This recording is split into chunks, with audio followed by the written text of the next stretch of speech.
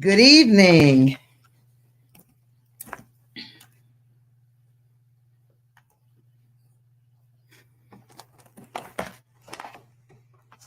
Good evening, family. Come on in. Community of detoxers. I've been waiting for you. How are you? Did you miss me? How'd you do today? Did you act up and saw a picture of me in your mind? Did you do well and see a picture of me in your mind?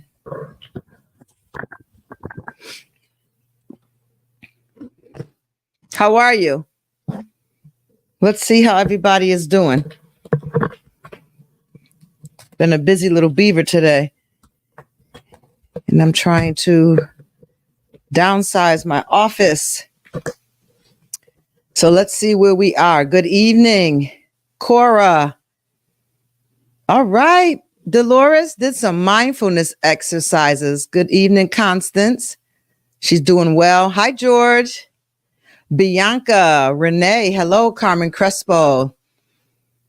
Good to be in the land of the living. Lisa Palmer, Rosalind Grant. Good evening. Hi, Dominique. Taking pictures with important people. We just growing up, huh? Good evening, Daniel Woodard, Mike Rose. Hello, Donna. Tasha Ross. Good evening, Cheryl Johnson. How you doing in Oklahoma? I hear parts of Connecticut is due to get 4 to 6 more inches of snow on Sunday. Are you ready? We may have to do a double doozy on Sunday then if we're going to be snowed in together. Hello, Crystal Adgers, Elitza Waters. Hello, Caritha, Renee Holly. Hello, Brittany Lamb. Happy Friday to you coming in from YouTube. Hello, Candy Oates, Gwen Molden, Ronnie Bonner. All these on-time people. Hello, Carla, Misha, John Booker, Nubian Queen. Hello, Carmen Sanchez, Noemi. Hello. Hello, Robert Taylor. Hi, Florence. Good evening, Audrey Holly, Yolanda Dawson. Hello, LinkedIn. Hello, Ebony Rose. Good evening, Agent Pamela. Hello, Manuel, Diana Santos, Tony Cranford, Lydia Cordova. We're up to 69. Let's keep it moving. Darlene Henry, Rosa Lee, best seat in the house. And she's saying good evening, everyone. It's Friday night, Dom. Yep, night 25. Good evening, Rochelle Graham, Nanita, Leah. Hello, Gwyneth Douglas, Maria Rodriguez. Come on down. Kita.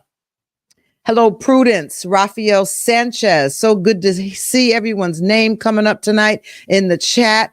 I see you, Terry Brinson. Hello, Latanya. Hello, Barbara Brown. Carmen Crespo. Latoya. Hello. Hello, hello. Mike Tate, Jerry Towns. Good evening, Mariah Lopez. Cynthia Bazin, Renee Walton. We are coming on in. Let's get these numbers up. Let's get these numbers up. It's Friday night. Where else would you rather be than doing the work on yourself? Did I make someone in here laugh, spit your water out, maybe fall out your chair a little bit? Where else would you want to be but working on yourself, right? It's going to get on my nerve tonight. Where else would you rather be? Nowhere. That's right. Oh my, how cute. All right, we got a detox group. Anna Roman, Minister Danielle, Minister Anya, Sister Jessica are watching live from Minister Tasha Young's home. That's what I'm talking about. Come on, women. Young women at that. Make it happen. Awesome. How was your day? How was your day? Are you getting through this? Did you practice your EI today? Pastor D, you have a testimony on your EI? Hello, Special. Jerry said a productive day. The best thing, never knew I needed. No place I'd rather be. Thank you, Rosalie. That's beautiful. All right, Keita. She says, oh, yeah. Let's do a drawing real quick. We've had lots of winners so far. We started out with Rochard, the bishop. Then we had Raisha. And then we had Audra. And then we had Lydia Cordova. We have one more drawing tonight. And I think this is for the blue setup. Yep, it's for the blue because it's on top. Oh, no, I think we're already at the red, right? 1, 2, 3, 4. One gift. 2, 3, 4. Yep. So we got Jason. Forgot about you, Jason. So let's do one more drawing. Are we ready? Good evening. Oh, looks like I got 2 here. Oops, I have 3 here. Uh-oh, they were stuck together. What do I do? Do I pick one, Eb, or do I do all 3? All 3, all 3. She says all 3. Anyone else? I'm not forgetting you, Cheryl. Which one did you say you needed, Cheryl? I just ordered the book Self-Awareness. I thought I had it and I didn't. God bless you, Lydia Cordova. Thank you. Well, I think I should just take one, but Ebony and now my studio audience says take all 3. Oh boy, and look who these people are. Oh my God, I am done. If this is not the Holy Ghost working tonight. Okay, Raphael said do all 3. So I've got to do all 3. Our first winner is Danielle Griffiths. Danielle Griffiths. You are a winner. And if go ahead, Constance, her fingers are crossed. And if there is one in particular that you want, because I know you've been with me a few years now, you can let Ebony know and we'll make sure that you get that one. Our second winner is Darlene Henry. Darlene Henry, congratulations. And amazingly enough, this woman is from such a prophetic leader, such a prophetic church. She's such a prophetic person herself, whether she knows it or not. This third winner is Cheryl Johnson from Tulsa, Oklahoma. She just said, don't forget me. And look what happens. My. Congratulations, ladies. Please inbox Ebony if you want your item mailed versus at the church. If we know you, we usually just bring it to the church and you can pick it up there on Sundays or Wednesdays. And Cheryl Johnson, just make sure we have your updated address, please. And let's see, Jason, make sure we have your updated address. And Raisha and Audra, make sure we have your updated address. Danielle wants the new journal. You got it, Eb? So we'll have it for you. So let me know what it is that you need. Now, we did some giveaways. And it's fun. I love it. I'm a giver. So what I want to know before we end the detox, because we do raffles now, the last, 5 nights or so we did raffles, maybe 7 nights. I just want to know, is there a need? Is there a need? If there is a need and we can meet the need, we like to do that. And we even would like to meet needs even throughout the year. This is why I do this for 30 days and I don't charge, because we are taught in the field of people helpers that we are supposed to give back to communities. So we could go into a women's shelter, a men's prison. We can go into, halfway houses, transitional homes. That's the word I'm trying to come up with, and donate our services. And we are recommended to do that as a give back every year. So what I did is decided to do 30 days where I could reach so many people and make sure I get the job done early in the year, because I also am a full-time people helper. So I'm hoping that you all will share somewhere. I know there's a couple of wonderful women on here that are working in recovery centers and such. And they said that they had started to share the book, and my team is setting the book up for sale in bulk.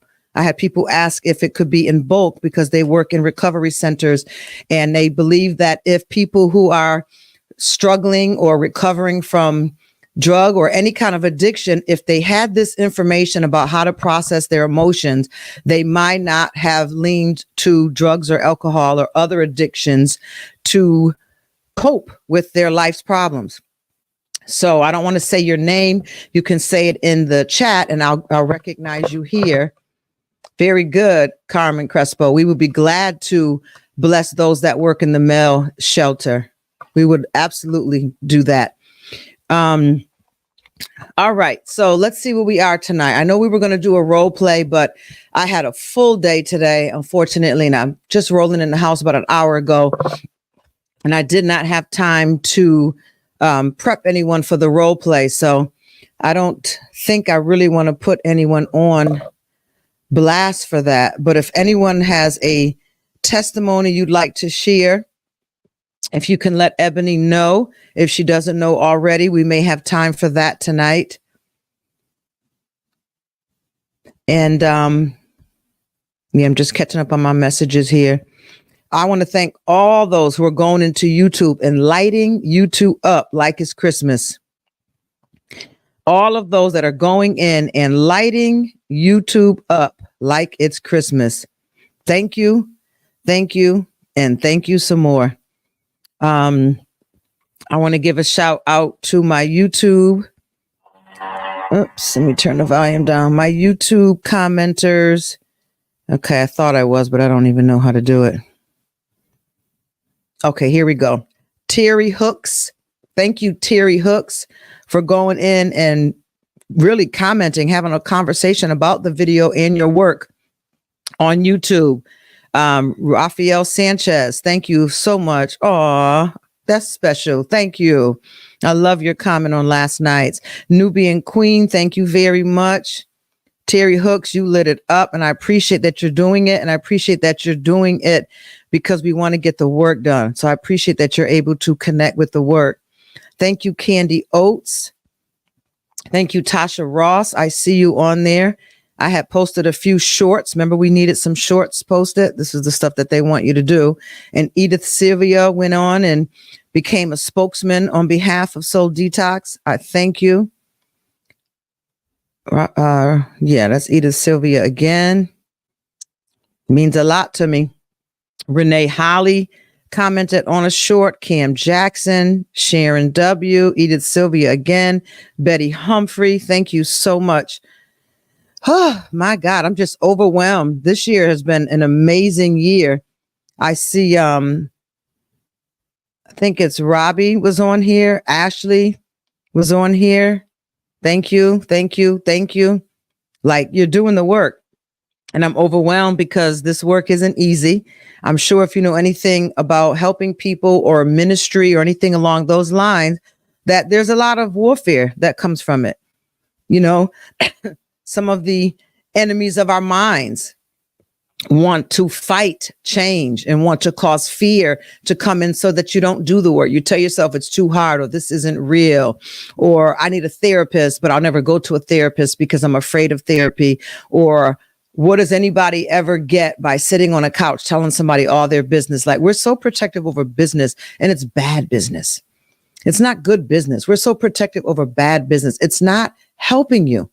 Get help. Get rid of it and get help. Thank you, Sherry Chambers, Dolores Davis. Thank you guys so much for going on here. Yashika Blue, she did her replay comment. Just thank you and thank you and thank you. I want to make sure that I show you guys that I appreciate you as well. And I really, really, really sincerely hope that this has made a great impact on your life. Towards the end of the program, we're going to take some time and we're going to do some journal work and all that.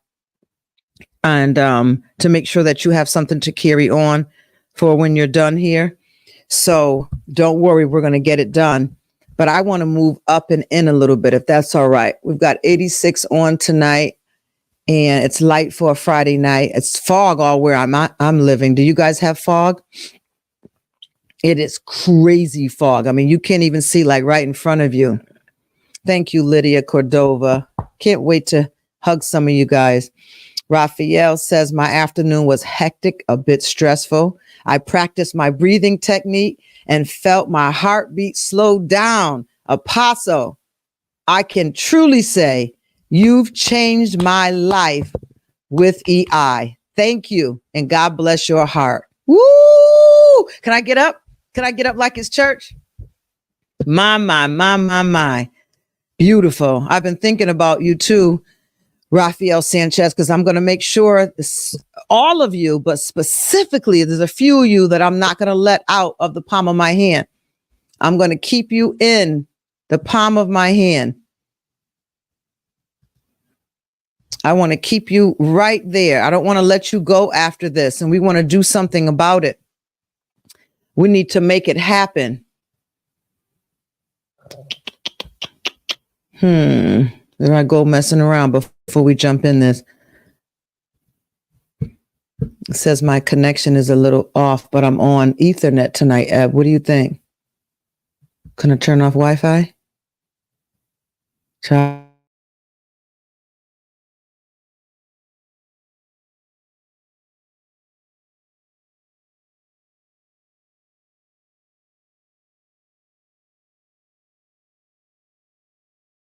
Off. There's got to be a better way to do this besides Wi-Fi, because I'm plugged in.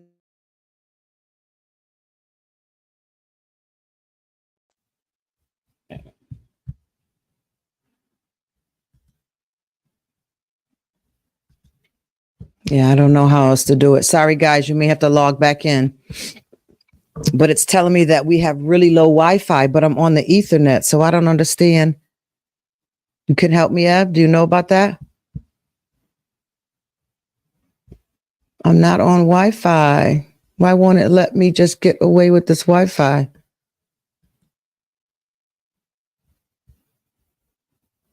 If we lost you, come on in. I'm going to give you a minute.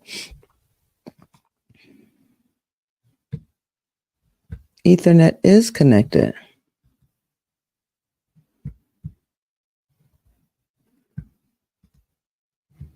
All right, Ed, we're going to have to figure it out because it keeps telling me low Wi-Fi. And I purposely purchased an Ethernet plug today because, you know, Ethernet plugs are like the big phone cords, but I had to get a C adapter so that it could fit in this Mac. Still here. Pastor D on YouTube said you are back up on our end. Yeah, but I purposely went out today and purchased this plug so that I wouldn't go through this. And so I want to get off Wi-Fi and I want to just be on Ethernet. And I don't really know how to do it now. I thought it would do it automatically, but we'll keep going. We'll keep going. All right, let's talk. Let's talk business. Can we talk business? You all ready to rumble? Are you ready to rumble? Let's talk business tonight. I want you to remember that all of this work and all the key takeaways are very important. You're going to need this book for the rest of the year. I started working a little bit today, maybe not working, but glancing over a little bit today. Some ways to even make this work broken down in bite-sized pieces, such as a workbook. There's a lot of work in here already. But I think looking at it from my eyes, which are trained in this, I can see where the work is. And maybe some of you can't. I tried to break down every word. I tried to give you examples of everything so that there would be no hindrance in you moving forward, getting this work done. But I want you to understand that you're going to need a support network. You're going to need a support network, and it's necessary and it's important. And I want to see you prosper. And if getting your emotions together could cause you to prosper and be in good health, if it can cause an improvement in your health, I want to be a part of that. I want to see you prosper. It's important for me to see you prosper. It's important for me to hear your testimonies. It's important for me to know you have questions and get your questions answered. But I want to make sure that you understand the importance of having a network after we're done. Please understand that it is my plan. It is my goal. And I'm asking for your prayers to have the Holy Spirit help me with my schedule that's already picking up to have time to do this. We need to be on every week. We need to. And it's important to us all. So we have to be together and consider ourselves a community family. We're a community family. No judgment. Support network. Community family. Coming from, I think I'm on page, is it 187 still? Your support network can also play a role in tracking your emotional intelligence progress. But let me ask you, can someone give you information about yourself that may be a critique? It may be the condiment on your hot dog, the condiment on your hamburger, or are you so locked behind your emotional strong wall that you can't take constructive criticism or the possibility that maybe there's a different way to do something? Because you're going to need a support network. Thank you, Nanita. We're on page 188. You're going to need a support network, and you need to give them permission wherever you want to give them permission. Let them know what the boundaries are. Don't be blunt with me because I'm not ready yet. And that's okay. And if they don't respect that, then they're probably not ready to be a part of your support network where you are at the level of maturity now. But you need to find a support network and let them know, I don't like when you text it. I'd rather you do it in person, or don't do it in person because it makes me nervous. Text me so that I can read it alone and process what you're saying. Because if you say it in person, my throat might get jammed up or my stomach might get butterflies in it. So find out how best do you receive information. You may see it as, we talked about it, I think last night or the last two nights. Sometimes people see information as correction. Some people see correction as blame and fault because they were blamed for a lot of things growing up. So whenever you try to bring them instructions or corrections or a better way to do things, they don't hear it the way you mean it because they were blamed so much in childhood. So start working on having a support network. And this should be a goal that you have for this year, and write it out. If you need an example of that, let us know. I'll help you with that. But write it out. I'm going to get a support network. These are the people that I'm considering, and these are the areas that I'm going to give them permission to, and even request if they are willing to do it. Because some people may know your attitude and just may not be good for you. Some people may be more direct and you don't like direct. So you may have to cross out some names and go down the list. You may want someone who's more direct and not playing games with you. I have people that come to me and some will say, I've been to so-and-so and I just can't do the babying. Like, I need straight and direct. There's other people that avoid me like the plague because they don't like straight and direct and they want to be babied and babied and babied. Or let me try a better way to say that. They want to be nurtured and nurtured and nurtured. And with all the nurturing, it's like taking vitamins every day, but not working out. You got to have the workout portion to it. So find out what goals you would like to make for the year. Find out who would be an important group of your support network. I would not have a group over 3. And I would try not to have a group of only 1. If that's all you can do right now, then do it. Let's be thankful for small beginnings. But you have to have a support network. I recommend it. And again, what are the boundaries? What are you asking them specifically? What areas are you asking them not to touch? Because sometimes it's like, I want to give you this, but don't step into my marriage. That's an area that I'm just not going to have open right now. Whatever you got to say, you can speak to me about my behaviors, but don't speak about me and my relationship with my mother. That's just not open to you right now. And it's okay. And if they can respect it, you are building a really good support network for yourself. If they can't respect it, then they're just not the one. You don't have to cut them off. You don't have to dog them. You don't have to tell them, you're just not the one for my support network. We can still go out and hang, but this right here, I can't trust you to this. Someone say, and that's okay. and making sure that you have your boundaries in place. Your boundaries in place. Your boundaries are important. And part of the boundaries is making it clear what area in your life are you giving them permission to speak in, and what area of your life you do not want them to touch because it's just too sensitive, it's too critical, and you're just not ready for it yet. You can't even handle it yet. So please don't touch it.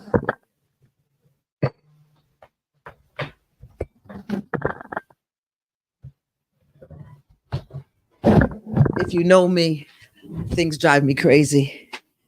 And if I don't get to it, there's a whole nother side of me that will come out and start dealing with it. I'm tired of it showing me that this Wi-Fi is shaky and unstable. Dawson Adult Daycare says, right, we can cool you, just can't be my support network member. Absolutely. We can definitely be cool. You know, there's some people who are dear friends in my life, and I'm not friends with them on Facebook. And it's not like, why aren't I your friend on Facebook? You know, sometimes we just give this stuff so much power. I have very good friends on Facebook. And I found out the other day, the street that I live on, there's a lot of doctors that live on this street. And I found out from one of them, he found my Facebook page. And I'm like, oh, God. I mean, thank God I don't have any mess on my Facebook page. But some days I'd be like trying to go off on some people. And you know what? I learned today through my self-awareness that there are posts that I like because I like the person.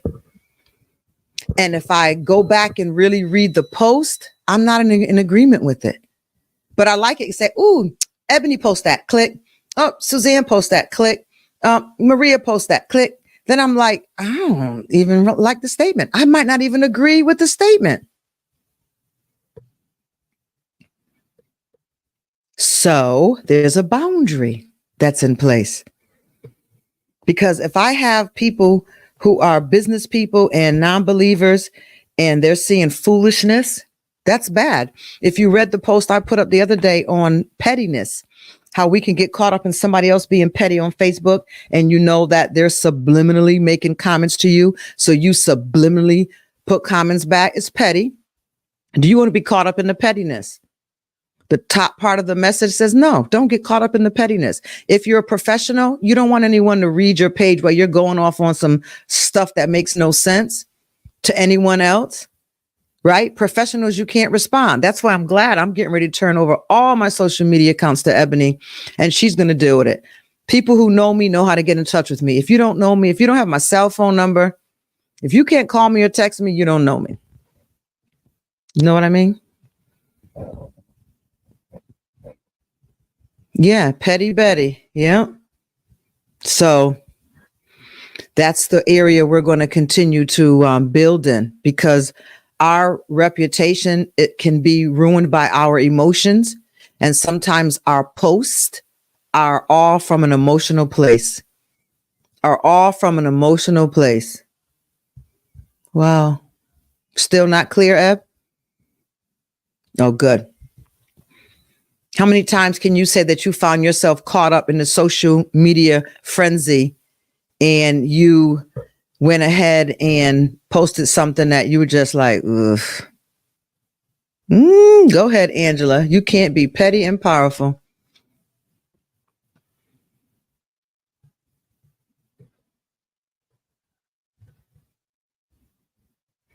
Can somebody get rid of Andrew Williams' post, please, on our work? Thank you. Poor Andrew William. Oh my God, he's trying to hit on every woman on here. And the bad thing about it is he's probably using someone else's name and picture. It's not even Andrew William. Why don't you go and make your mother proud of you? Do something that would make your mother proud. Get yourself together. I rebuke you. You're embarrassing your mother. Shame on you. Nothing, Peyton. Peyton's in there. What is my grandmother doing? Support network. Your support network is important. Share your emotional intelligence goals with a trusted friend, mentor, or coach. Regular discussions with them can provide valuable insights and extend external feedback on your progress. How many of you really think that you're going to get involved with a coach this year? How many of you think that that's going to be your 2024 goal? Let me see hands or yes. I just want to have an idea what this 30 days has done for you and if it's making you put yourself as a first priority or not.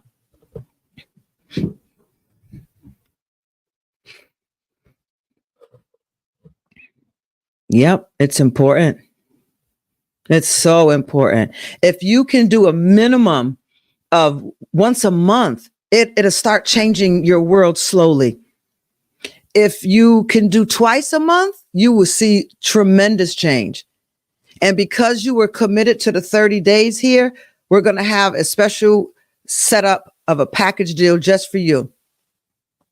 Go ahead, Rosalie. She said, I had my discovery call yesterday. Invested.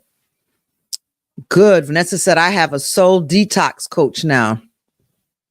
Thomasina, you need to just pack a bag and get over here.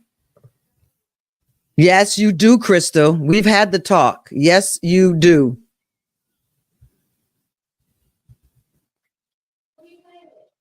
It's time.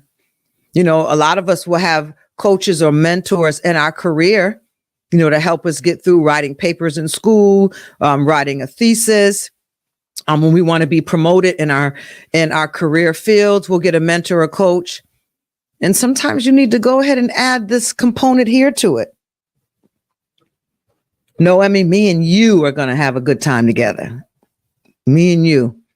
You're going to be all mine, lady. Good, Robert. Robert Taylor said he's emailed for his. Absolutely. Couples therapy. Absolutely. And that will also be a part of your support network. So I want you to understand that it's okay, Ebony, just fire them up if you can hit block. Also, I want you to understand that we have a lot of key takeaways, right? Matter of fact, let's take a moment. We got a little time. It's Friday night. Just got paid. Remember that, y'all? Am I showing my age? I want you to post what is one of your key takeaways. I don't care if it's from chapter 1 or chapter 8. What is one of your key takeaways?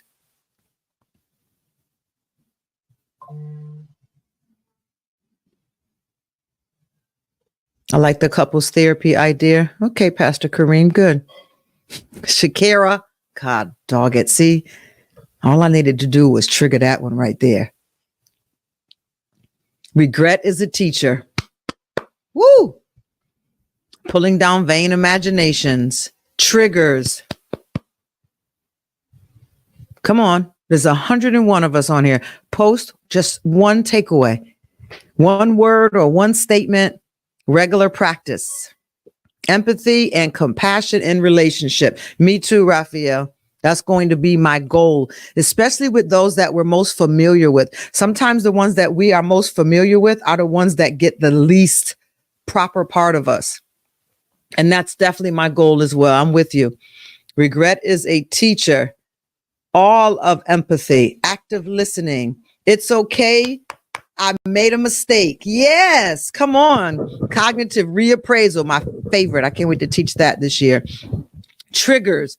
Be patient when waiting for someone to open up or resolve an issue. Ooh, y'all did some work. Gonna make me cry. Mommy's gonna cry. Recognizing emotional triggers, learning from your mistakes. Conflicts can be an opportunity for growth. Loving others begins with loving myself. Self-awareness, because I didn't believe I needed this class. What you say? Triggers. Attachment styles and love languages. Come on. Emotional intelligence is the compass to emotions because regret is the teacher. Candy, I think you got a sermon. Relationship management. It's okay to not be okay. Emotional intelligence is a skill. Yes, Terry. I made sure we said that every night. Mindfulness meditation works. Self-awareness. Using confrontation for growth. Very good, Barbara. Audra says poor EI can hinder the ability to resolve conflict in communication. My mistakes don't define me. Triggers. Fill that tank up. That was Mariah's post every single time she posted. I love it. Perspective shift, self-regulation. If you can only help you, you don't understand the assignment. Yep. Welcome on, Bernard Howard. Regret can be motivation for change. Self-love, unresolved regret can cause physical distress. All right, I love these. Unrealistic expectations. When they didn't say anything, that was still communication. Very good. Awesome. So we learned some key takeaways, and takeaways are good because they trigger the rest of the information. Just like cliches. Cliches are good because they trigger a lesson, a teaching, a sermon. They trigger what you learned behind it. So they are good, but we can't live on takeaways. Okay? We can't live on bread alone. We can't live on takeaways. We have to understand on page 188, we need ongoing practice. Because when we went through this chapter, we explored practical exercises, worksheets, and tools that enhanced our emotional intelligence. Key takeaways include regular practice. Regular practice should be one of your key takeaways from this 30-day session. Regular practice is a key takeaway. Consistent practice is crucial for improving ourselves in regards to emotional intelligence.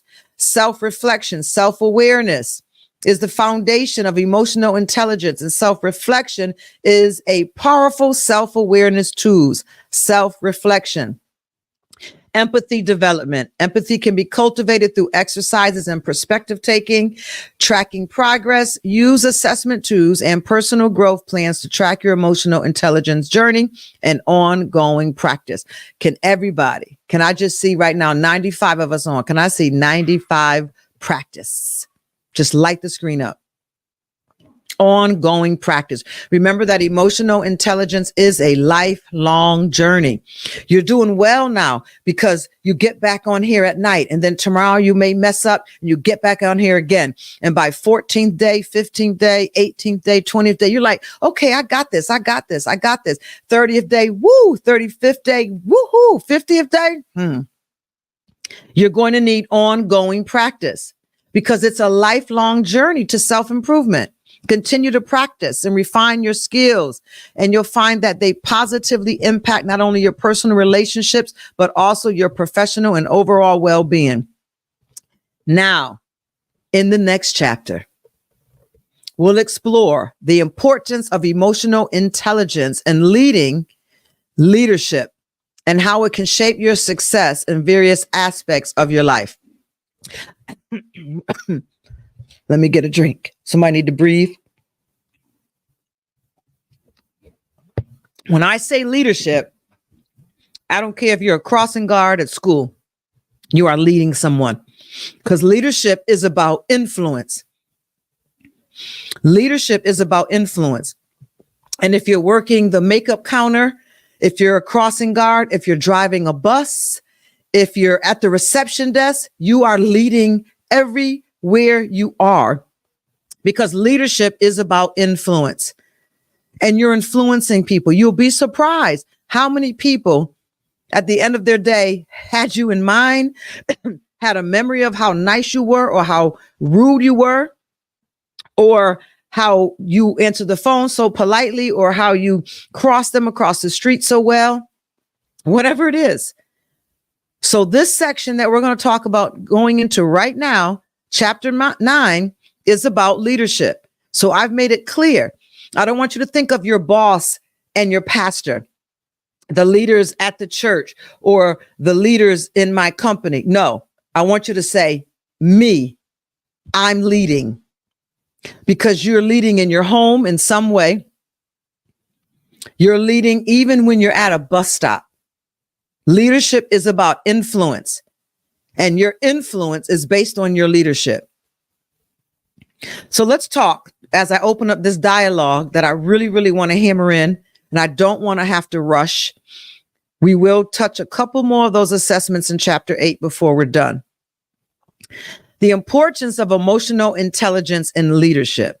The Apostles' House, you're going to live or die, pass or fail from this section to the end of the book. This is your mark right here.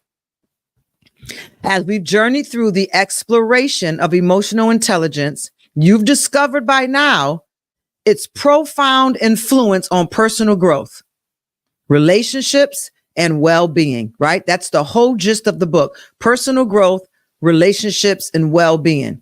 Now, let's delve into a domain where emotional intelligence is not just advantageous, but pivotal. Leadership. It's pivotal in your leadership. In this chapter, we'll explore the significance of emotional intelligence in leadership and how it can shape success in various aspects of your life. Emotional intelligence is the cornerstone of effective leadership. Listen, I read something today that I'm going to be talking to my leaders about this weekend, right? And it said, it was so much, this article just has me blown away. So I'm trying to remember this point right here. The article said, one of the statements in the article said, many churches have either closed or were divided or suffered some emotional disruption through a leader and an accusation of illicit sex. And if you've been seeing anything on social media right now, it is such a demonic attack against the church. It is such a demonic attack against the church, because one of the things that we forgot, and I just got to go here for a moment, is that we were told that there will be wolves in sheep clothing. Wolves in sheep clothing. So everything that we are seeing isn't church. It's wolves in sheep clothing. And we are choosing to put it all in one pot together and call it stew. And it's not. All of this is not the church. He told us there would be wolves in sheep clothing. And when you see the fruit of a wolf, why are we even calling it church? And people are attacking and attacking and attacking the church. To some degree, the church has started attacking the church because it's craziness going on in 2023. But he told us in the word of God that this would be going on. And we are at that place now. So there has been a lot of wolves on social media who were caught up in some type of illicit sexual allegation, right? And the teaching on this particular topic is dynamic too. I'm just grabbing a part out of it for you. The teaching said, even with the pastors that were caught up in illicit sexual whatever, allegedly, right? That churches have been able to survive it. They've been able to come back from it. It's almost like a marriage. You know, you would be like, oh God, she did it this time. Oh boy, he did it this time. Their marriage is not going to be able to take this. And they were able, through work, hard work, commitment and devotion to love and respect for each other, they were able to bounce back. Just like the church. The church was able to bounce back from a leadership's falling. But he said what he hasn't seen people come back from is, I'm going to use my own words, is rude, arrogant, disruptive pastors, meaning the leadership of the church. That's all emotions. That's all emotions. So we can forgive a human being for getting caught up in something that they should not have, or we think they should not have.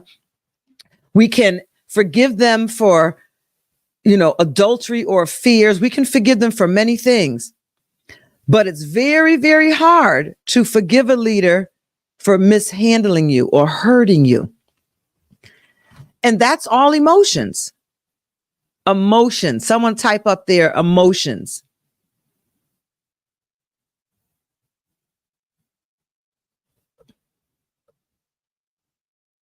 Yes. And if leaders are not trained in how to handle their emotions, it's like giving someone a gun and not showing them how to work it. And we're giving people weapons of protection and giving them a license and not teaching them how to operate it. And the world needs empathy now more than ever. Walking in someone else's emotional shoes. Isn't that amazing that we will actually stand with a fallen leader, which I don't see anything wrong with it either. If it's a true repentance and they've had time to go get counsel and therapy and all that, I don't see anything wrong with it either. It's a human being. If you held them to be God, well, then I think you need to sign up for your own therapy classes. That's my feelings. But when a leader is not functional emotionally, there's going to be a lot of problems. So leadership and emotional intelligence, my teaching is saying that it is the cornerstone of effective leadership. Can you type effective leadership for me? Effective leadership equals EI. I hope every leader takes this down as a takeaway, because we could have major problems between us, with us or against us. And if we can remain emotionally solid, we can come through anything as a unit. We become ineffective when we are led by our emotions. So let's define leadership tonight. Leadership transcends titles. Didn't I just share that? It's above titles. It doesn't matter what your title is. School crossing guard. I was a school crossing guard in the 6th grade. And that was positions that they've given or roles that they gave to 6th graders who they recognized leadership potential in. So the leader was already there in 6th grade. So this is even for a 6th grader. Leadership transcends titles and positions. It's about influencing and inspiring others. What are you inspiring others regarding your life, regarding how they see you speak one way and act another way, when they see that you are not emotionally solid yourself? Leadership transcends titles and positions. It's about influencing and inspiring others. Do you know how many people have been interviewed or even asked if they would ever consider running for president of the United States? They've never ran for a campaign for the president of the United States. People were going and asking them, would you ever consider running for president of the United States? You know why? Because they recognize their influence and how they inspired others. Oprah Winfrey was one. At least 3 times that I've seen publicly myself, people have asked her, has she ever considered running for president? And she had a clear, resounding no, never. But why did they want to choose someone who was not even interested in that title, in that role? Because she's recognized by her influence and her inspiration to other people.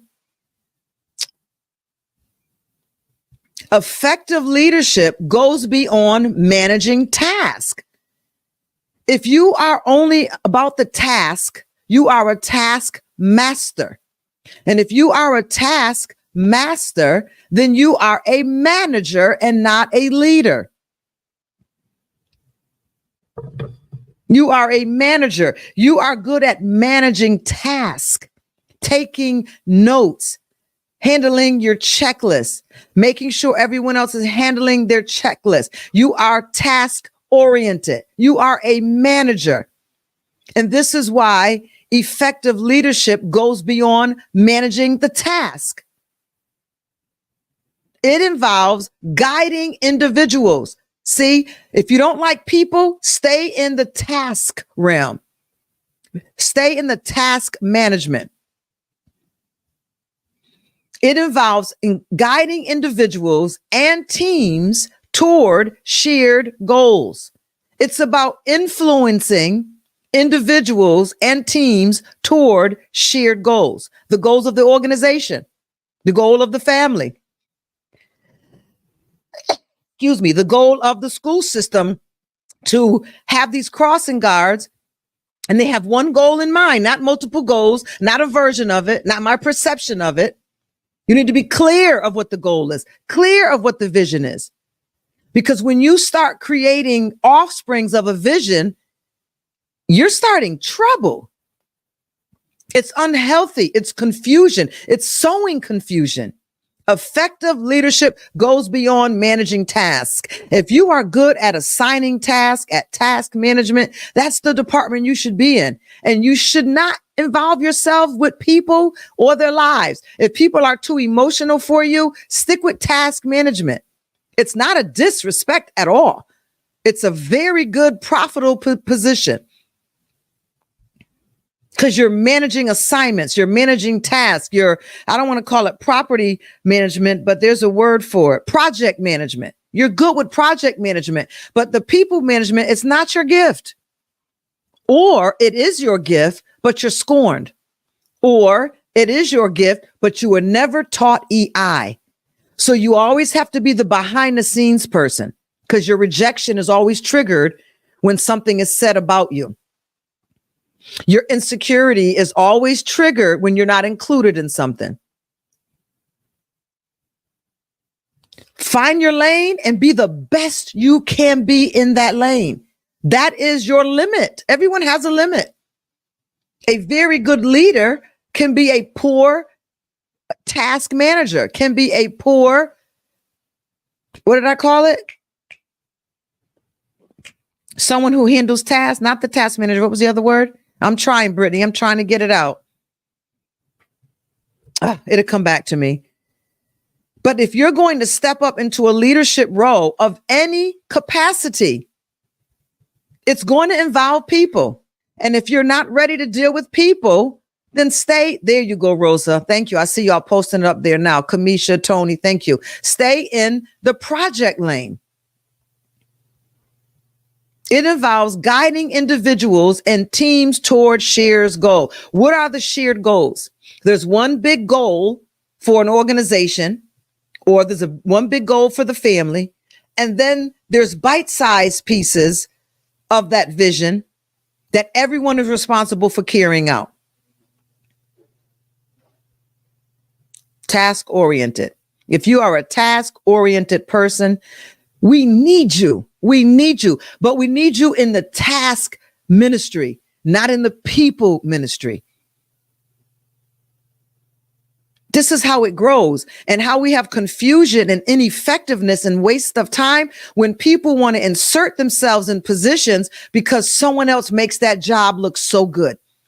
Because someone is anointed for it. They make it look easy. They make it look simple. They make the job look so good. Maybe people are following them and flocking to them, and they want that because they want the following, they want the flocking, but that's not your gifting. So you're causing a division and a disruption in an area that could flow so much better if you would go deal with the task and let us deal with the individuals. Because when you deal with people, you look at, let's use Oprah again. When you deal with people, it's clout. People are so grateful. They buy you gifts. I don't ask for anything. I don't have to ask for anything. People give because you help people. They're inspired by your help. You give them position. You give them promotion. You give them title. You give them opportunity. People are grateful for that. Places that they probably would have never succeeded in the world. But it is also our job to work with them through their emotions, with the promotion, with the title, with the opportunity. If you are in a position where you have to beg and twist and manipulate people to do stuff for you, you are probably not in your niche. Because if you were over there in the task management assignment, people would appreciate you because you will get the job done. So people be like, you know what? I really appreciate working with you. You are task oriented. It's about the job. We don't have to deal with all this emotional stuff. And they'd be like, I just want to bless you because you make it a joy to be in this church. You make it a joy to work in this company. You make it a joy to be on your team. And people will give and bless you naturally without asking. You don't have to do magic tricks and magic lines. You don't have to lie and manipulate. You don't have to seduce. You don't have to any of those things. When you are in your true niche, that place that you belong, that calling, if we're talking about the church, things come pressed down, shaken together, and running over. And if it's not happening that way for you, it's normally because you have stolen a seat for a place that you're not anointed for. And we do it so much in life because we like the glory that comes with it. But you ever hear like Hollywood people when they talk about all the glory and what really goes on in their life? You've got to be anointed for that. You have to be called for that. It has to be your niche. Not only will you end up hurting people, not only will you end up hurting yourselves, not only will you end up hurting or maybe even destroying your family, but you're causing a disruption in the organization. Because what people were promised that they would get from you, they're not getting from you, and they'll never get it from you because you can't get salt water out of a water tank. It's just not possible. And we should not feel disregarded if one's an apostle and one's a prophet and one's an evangelist and one's a pastor and one's a teacher and one's less than the other, or that's the big boss. I'm the general manager. That's the CFO. I'm the CEO. That's the CEO. Oh, you don't belong there. Move, get out the way. You're causing a disruption in the flow of order in an organization. Because leadership is not about you getting a title to fulfill your low self-esteem. Leadership is not about offering you a position so you can exert authority that you were never trusted with in your entire life. And sometimes we leave the world and the world never gave us the opportunity because they saw us. They saw us reckless, messy, arrogant, rude, disruptive, lacking listening skills, lacking empathy for people, lacking a level of self-awareness. So we go to the church and we buddy up and get promotion, or we buy someone and get promotion, or we're so good at something, they promote us in something greater that we're not ready for, or they promote us too soon. And that hurts. That hurts. To be promoted without training is one of the worst things that we can do to people. So let's define leadership one more time. Leadership transcends titles and positions. Can someone recognize your authority without you saying, I'm Apostle Suzanne Howard? Oh, sorry, Apostle, I didn't recognize you. Leadership transcends titles and positions. It's about influence and inspiring. Where are you influencing and inspiring when you're off the job? Or does your leadership only attach to your job? Oh, she preaching in here tonight. Or does your leadership only influence and inspire in your ministry? But outside of your ministry, outside of your office, outside of your title and your role, there is absolutely no influence and no inspiration coming from you for anybody else. What is the level and the depth of your leadership? Does it punch out? Preach by myself. Diamond and Peyton, I need an audience. Does your leadership punch out? Does it have an end date, an end time? Does it get a day off? Does it have sick time included in it?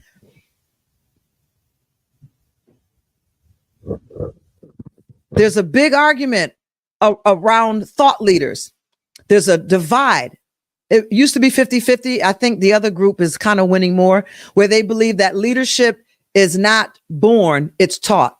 And I disagree, because I've known people, and I've heard it said to my own self, as I shared tonight in 6th grade, people recognized leadership in me as a child. I didn't have authority, but I had leadership. I've seen other people, little children, and I'd say, this is a little leader right here. I remember when Peyton was going to school in Avon, and her kindergarten teacher said, she's going to be the president of the United States one day. Peyton can't stay in school, y'all, so that probably ain't going to happen. However, she recognized leadership.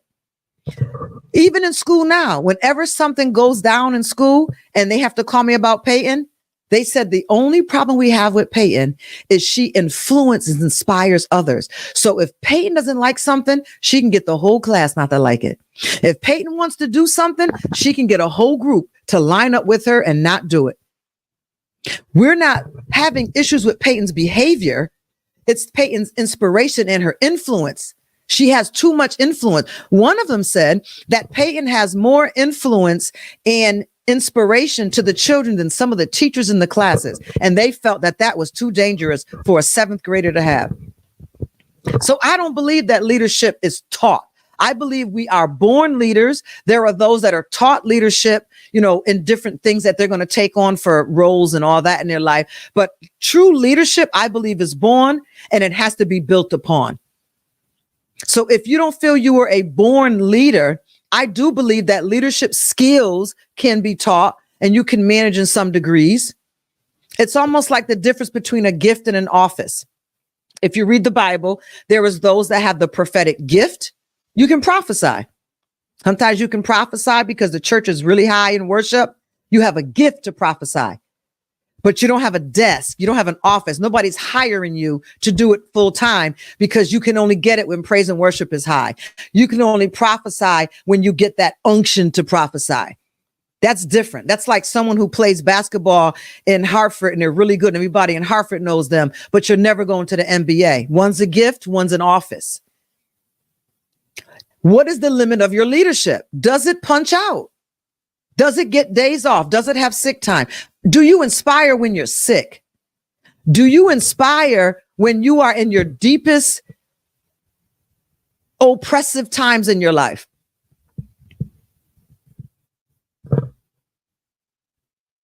Am I talking to the right group tonight? We're on overtime because it's Friday night. Think about that. The Apostles' House, I really need you to have this because I'm going to check for this. We're going to have a conversation. What are you doing with your role? What is the limit of your leadership? Who are you influencing and inspiring, and to what degree?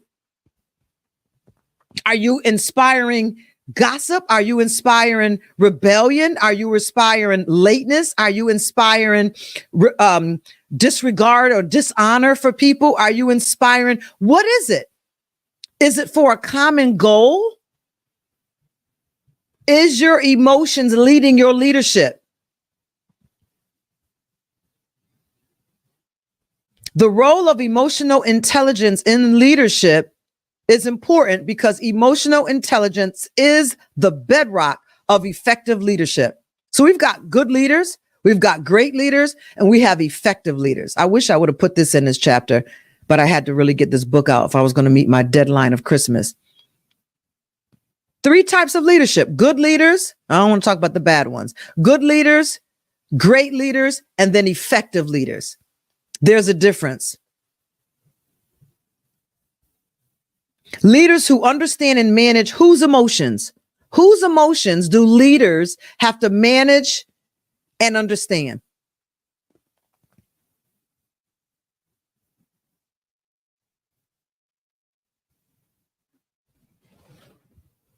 Self-awareness. What am I talking about? Their own. Come on, Candy. Come on. Leaders who understand and manage their own emotions, not the emotions of their teams. Leaders who understand and manage their own emotions while empathizing with others can create environments conducive to growth, productivity, and innovation. The Bible says the people are like their priest. The people are like their priests. What that means is the people are like their leadership. The people are like their king. If you're leading people, what are your people like? Because they're like you. What are you inspiring or influencing? Because if you could manage and understand your own emotions, then you can empathize with those others that are being led and inspired by you. And you can, with empathy, help create environments conducive for their growth, their productivity, and their innovation. And this is in the home life as well. What does your leadership look like? Is your family looking like they're under a dictator? Does your family look like they're worn out? Does your husband look happy? Is your wife looking happy? Is she looking her best? You can always tell what's going on in a company, whether it's team, whatever your last name is. I can walk into a company and I can meet different groups and departments. I was an HR director for years, and I could read the people. I'll know what type of leader they're under.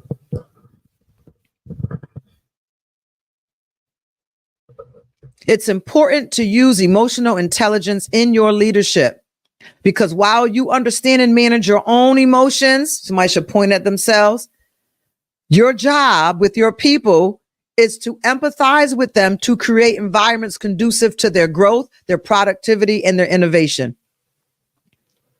Emotional intelligence and leadership success. Yes, that's right, Melissa. Could have a strong team. Absolutely. Building trust and credibility. Trust is the currency of leadership. I want you to write it down. Trust is the currency for leadership. If there's no trust, that leadership is about as strong as Humpty Dumpty.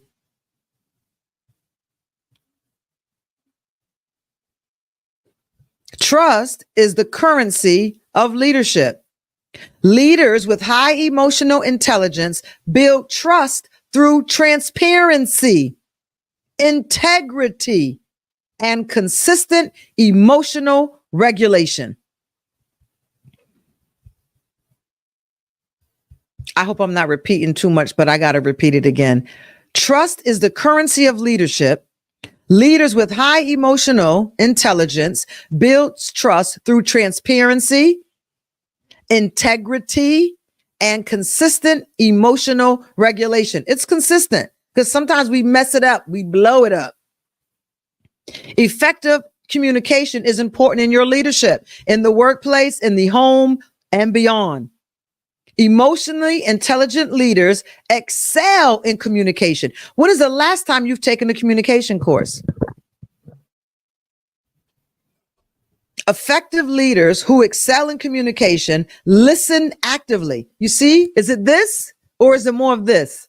They actively listen and then express themselves clearly and adapt their communication style to resonate with diverse audiences.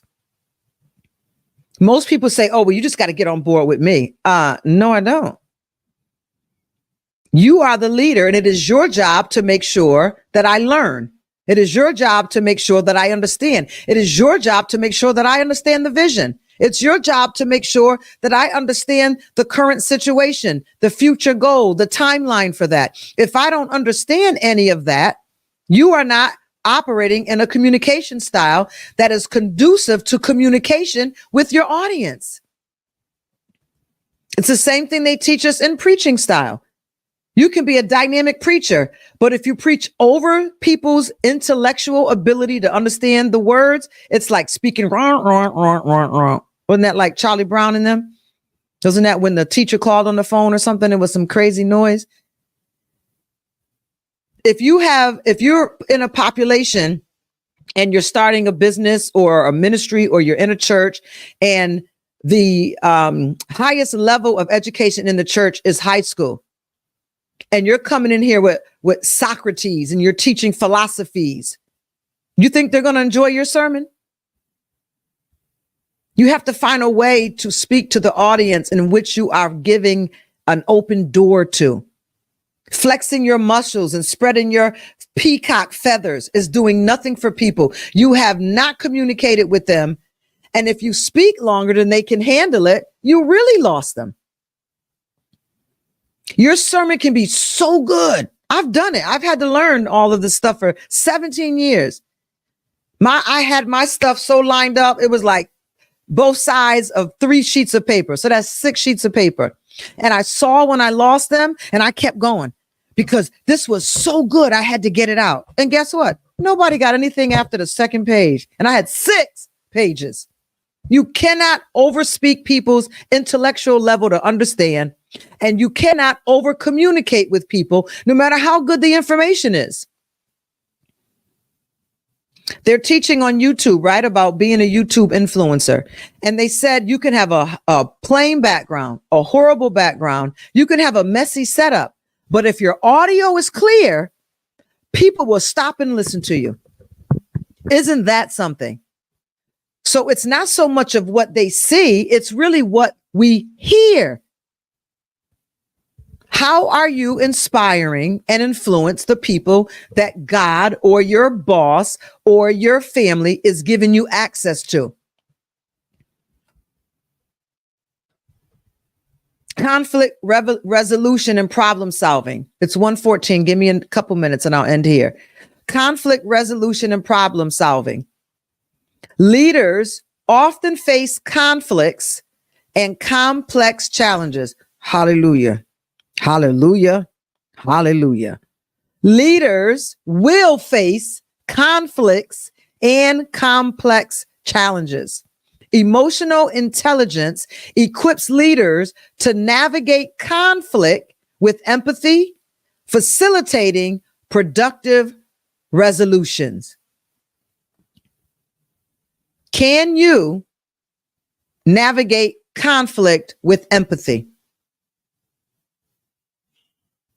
Can you facilitate productive resolutions?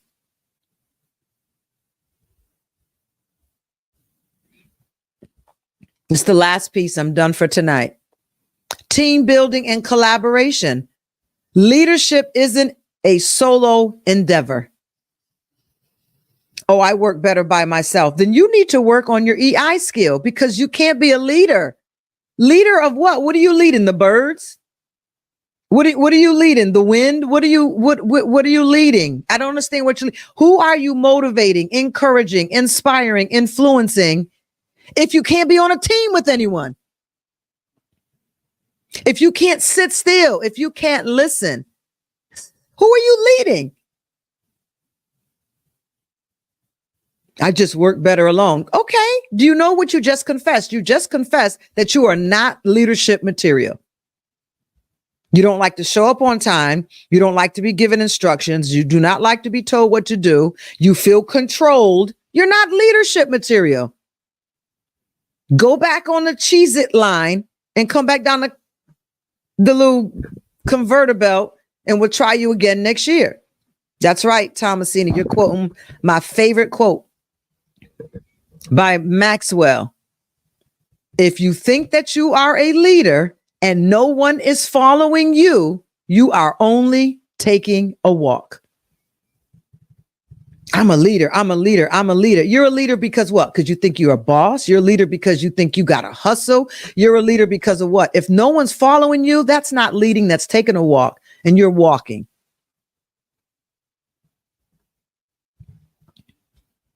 So leadership isn't a solo endeavor. Think about this. When we start back to really doing the work in February, think about this.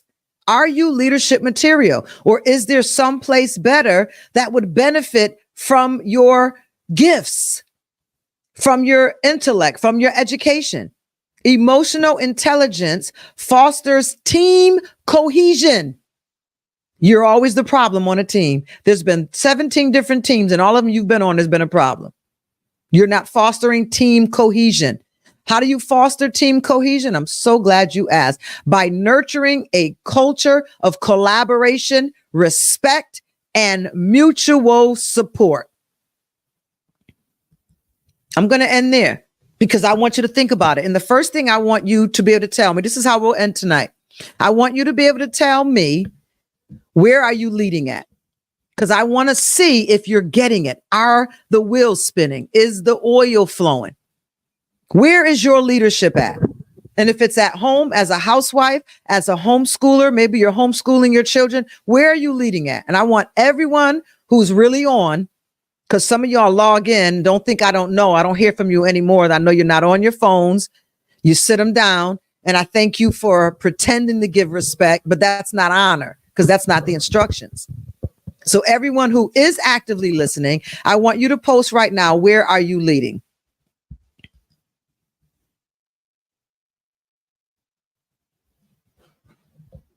You are leading. You are.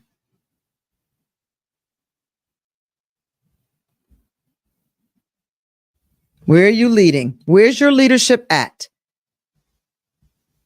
Y'all typing my question down. I'm like asking the question, where are you leading? Is it in your job? Is it in the school system? Is it in the church? Is it in your home? Is it a group? Is it the Tupperware group? Is it the prayer team? Is it the women's ministry? Where are you leading?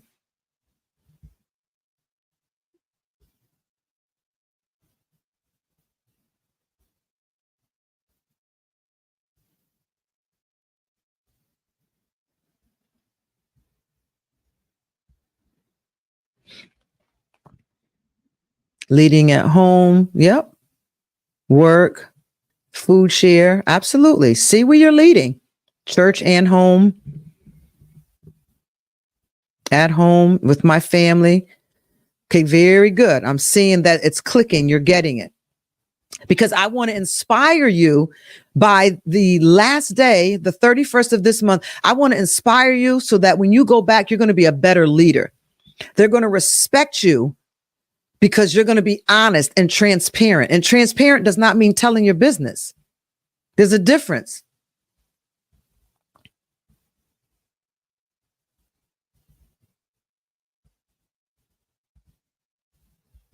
Coaches, please take note to it who's not answering, because that's who's not on tonight.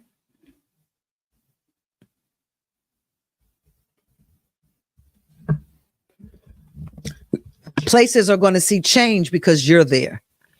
People are going to be happier in working with you because you are working on your personal development. Yep. And do this for me before we come back on tomorrow night, if you will, please. I want you to think of other places that you may be leading and inspiring that you never thought about. Come on, Pastor Kareem. I hope this is your second post and not your first. It's more than that for you. Can I ask that request? That's your homework for tonight. Your homework for tonight. We've been dealing with your mental health, and now we're going to deal with your leadership and your mental health.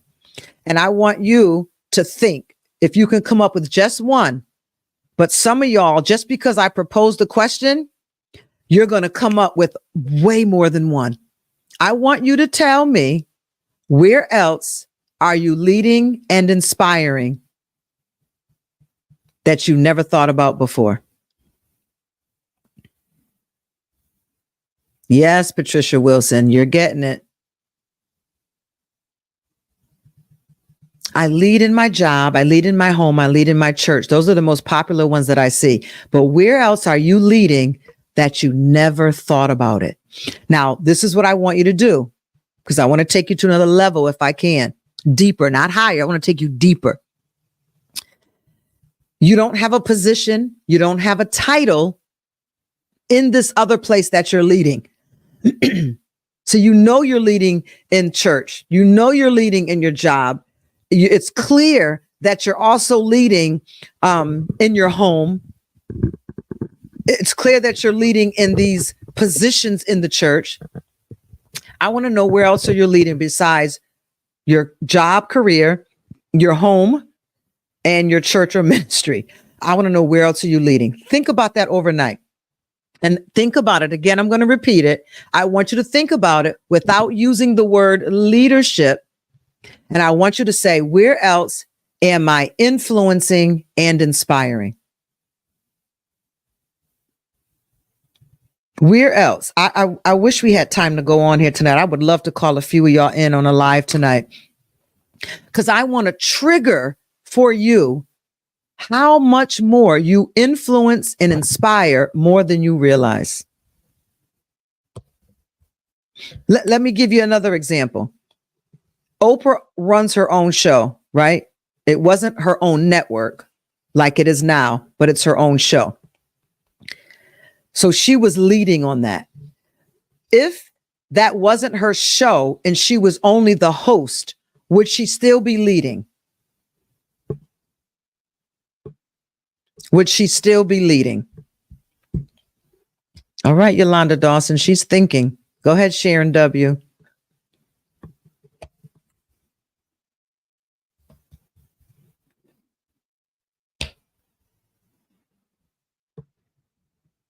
Okay, those that said yes, tell me why you believe if she was working for, if the show was NBC's and they hired her for that anchor job, why are you saying that she would still be leading? Let me hear some answers. I only saw 2 no's and all the rest were yes.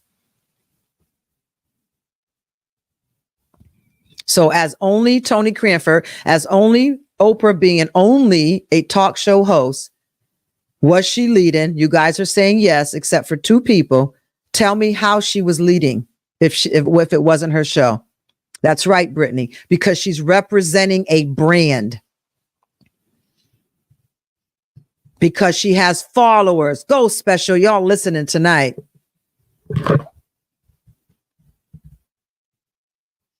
Someone else said it too up here before Brittany.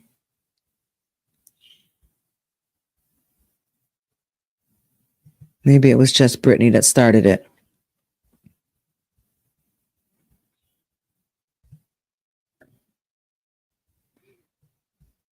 Because Elder Manny said because of her influence, but I want you not to use the word influence and motivation or influence inspire. I want you to think if that's not her show and she's an employee, is she still leading? And you guys are saying yes, because she still has influence and inspiration to people. And that answer is absolutely correct. Even though she doesn't own the show, even though it's not the Oprah Winfrey Network, she still is leading and influencing people, inspiring and influencing people without a leadership role. So try to get this leadership title and leadership role out of your mind. And to be honest with you, let me break it down another way. Do we have a minute? Are y'all good? Let me break it down another way. There are singers and, Whitney Houston, Celine Dion, these great people who can just, oh my God, it's crazy. And they don't write the song. And people worship the singer more than they do the writer. Is the writer still a leader?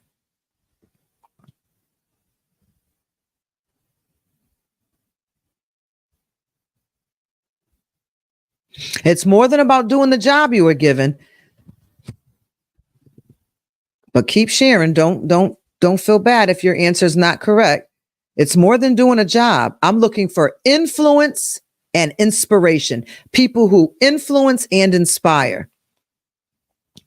Yep. Chris says she's a leading reporter. She is, but I want you to take out the word leading, because y'all still making leadership about leading. And it's about influence and what else? Inspiration. And she did raise other leaders. Absolutely, she did. But that didn't make her a leader.